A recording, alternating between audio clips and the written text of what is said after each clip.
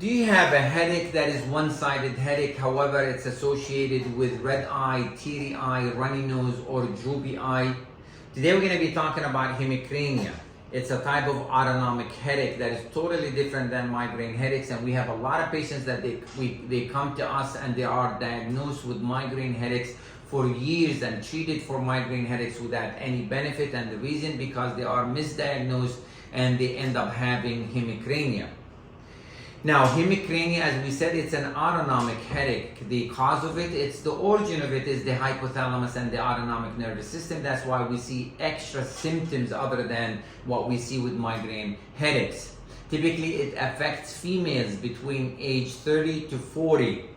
There are two types of hemicrania. We have hemicrania continua and we have paroxysmal hemicrania. Hemicrania continua, the headache is persistent and does not go away for weeks or months. Paroxysmal hemicrania, you have episodes of the hemicrania. The episode typically lasts between 2 minutes to 30 minutes. And you can have between 1 to 40 episodes per day.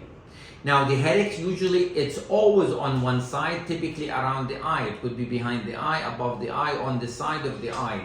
The patient describes the pain as throbbing, pulsating, at times sharp stabbing, at times electric-like, at times pulling type of pain. So typically the pain is different from one time to another, and that's different than the migraine headaches. The headache is associated with red eye, teary eye, runny nose, and droopy of the eye, what we call Horner syndrome. You can have one of those symptoms or all of them together. And as we said, the headache usually lasts only from 1 minute to 30 minutes. Now, it is important to differentiate this type of headache, the hemicrania, from migraine headaches because the treatment is different. And how we differentiate between them, number one, the age. They're both in females. However, hemicrania is usually in females between age 30 to 40. The migraine headaches usually between age 15 to 30. So typically females are younger who are affected by migraine headaches. Number two, the duration of the headache. With migraine headaches, the headache lasts between 4 hours to 72 hours. However, hemicrania, it's only from 1 minute to 30 minutes. The number of episodes, typically hemicrania, you can have from 1 to 40 episodes per day. With migraine, 1 to 2 episodes per day. Now, the type of headache that the patient experiences, the headache with the migraine is usually throbbing, pulsating. However, with hemicrania, the headache is fluctuating. It could be throbbing, pulsating, sharp, stabbing, pulling, pain. With migraine headaches, the headache could be unilateral, one side, or it could be both sides. However, with hemicrania, it's always on one side.